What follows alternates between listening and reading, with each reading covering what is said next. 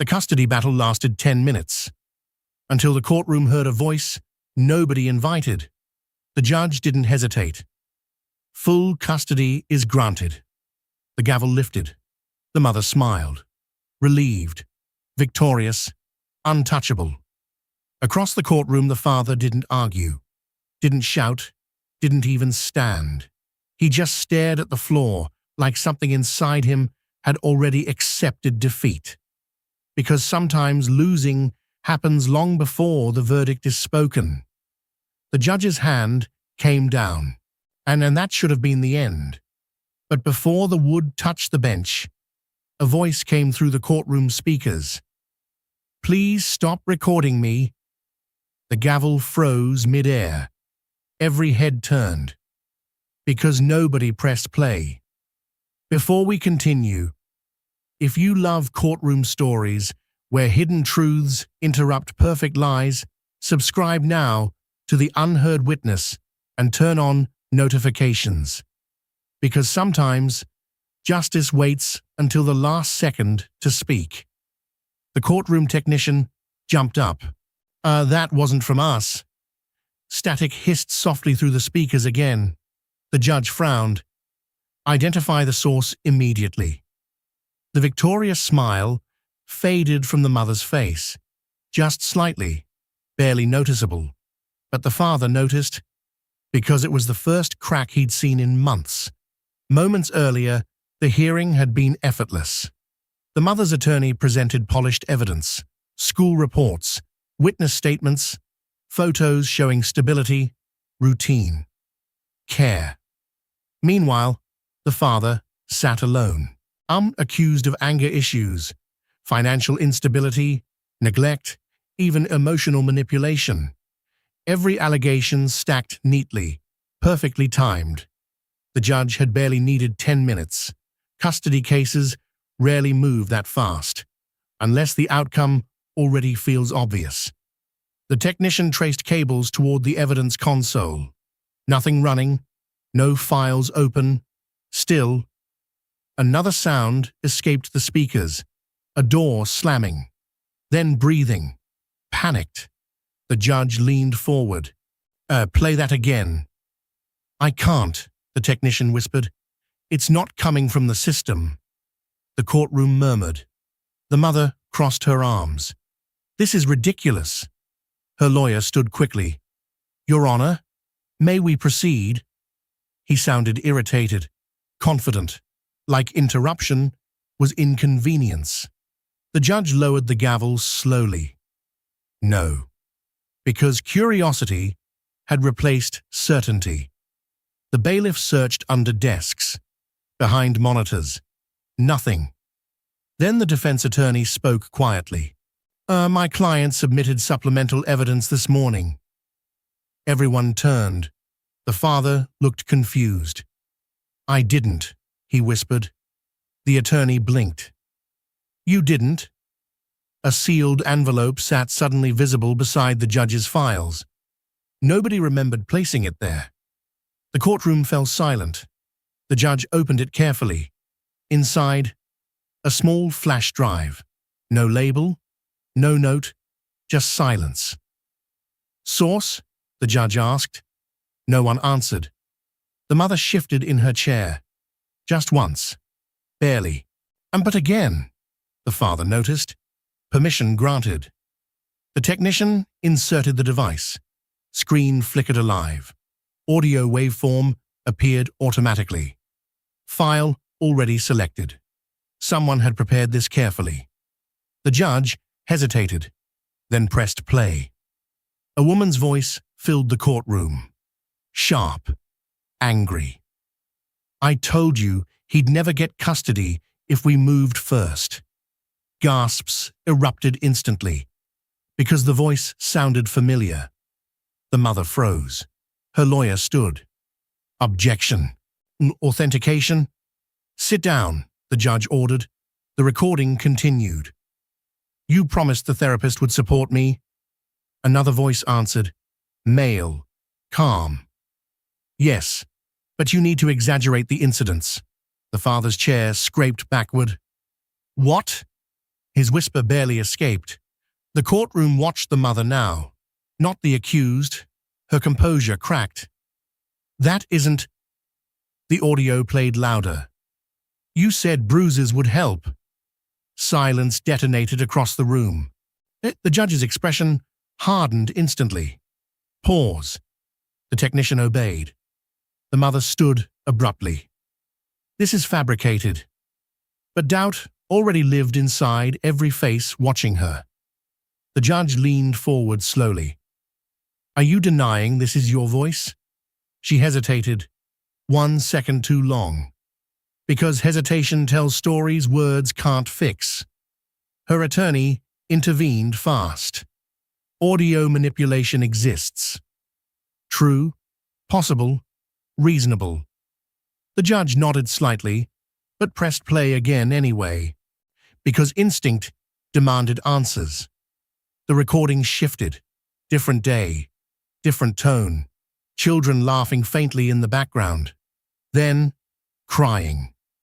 A child's voice. I don't want to lie anymore. The father collapsed into his seat, tears instantly forming. The mother shook her head violently. No. The audio continued. You'll live with Mommy if you say what we practiced. The courtroom gasped again.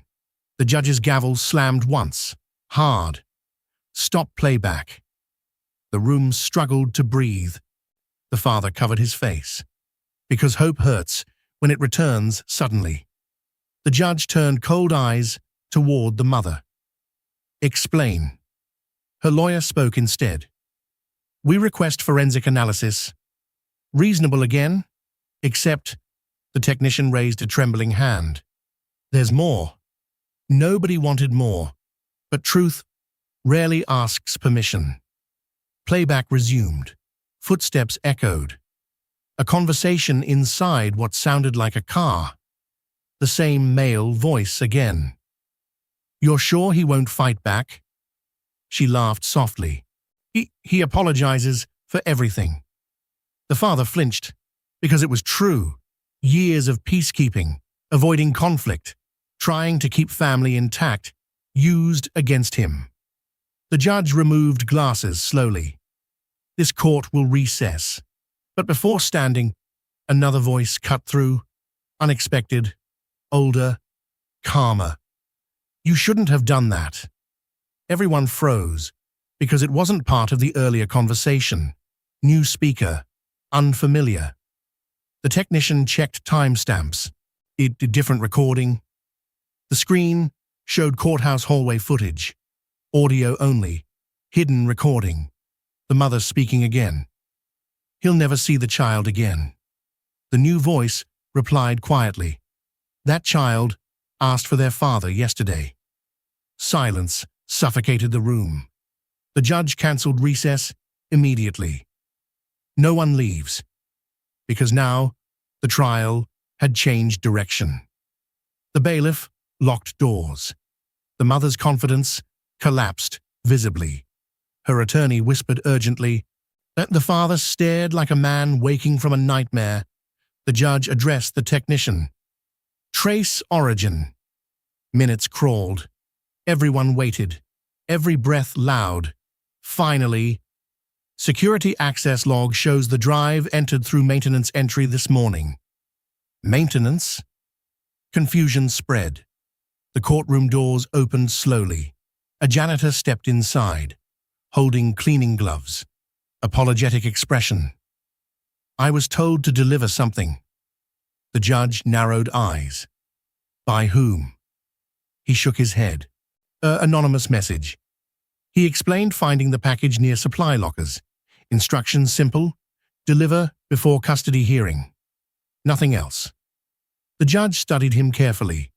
Dismissed him. But tension stayed. Playback resumed. Final audio file. Short. Barely 20 seconds. The mother speaking softly. You said nobody checks therapy notes. The same male voice answered. They won't. Judges trust professionals. The defense attorney stood abruptly. Miss, we subpoena the therapist immediately. Approved. Within minutes, the courtroom transformed again. Emergency call placed. Video appearance granted. The therapist appeared on screen. Confused, nervous, sworn in remotely. The judge asked one question. Were you pressured to provide unfavorable evaluation? Silence. Long. Painful. Then tears. Yes. Gasps erupted. The therapist explained altered session summaries, selective reporting, requests framed as concern, manipulation disguised as cooperation. The entire custody ruling unraveled, piece by piece.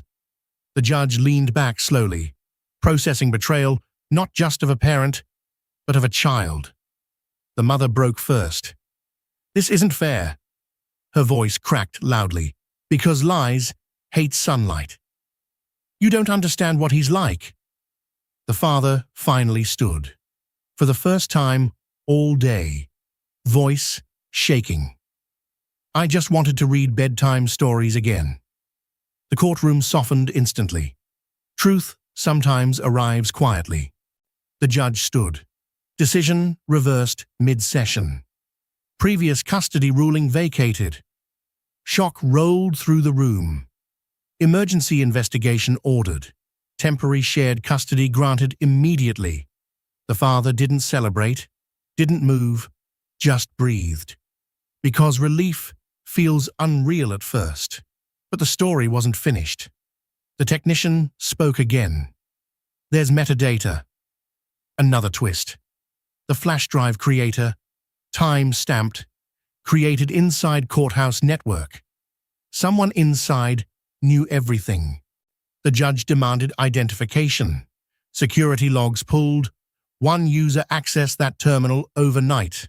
Court clerk, missing today, police notified. Suddenly the motive appeared. The clerk had previously handled related filings. Family-friend connection uncovered. Bias, hidden interference. The system itself almost helped the lie succeed. The mother sat frozen. No victory left. Only consequences approaching slowly. Outside reporters gathered. Inside, the judge looked toward the father. Do you wish to address the court? He hesitated, then nodded. I don't want revenge. Everyone listened. I just want my child to know I never stopped showing up. Silence answered him. The judge softened slightly. Court adjourned. Doors opened. Freedom entered quietly. The father stepped outside, into sunlight. Phone vibrating. Unknown number. He answered cautiously. A calm voice spoke. You're welcome. Who is this? Pause. I listen when children cry. The call ended. No number traced. Back inside the courtroom, investigators catalogued evidence. Careers shifted. Charges prepared. Truth documented. But nobody ever confirmed who sent the recordings. The janitor never saw the messenger again.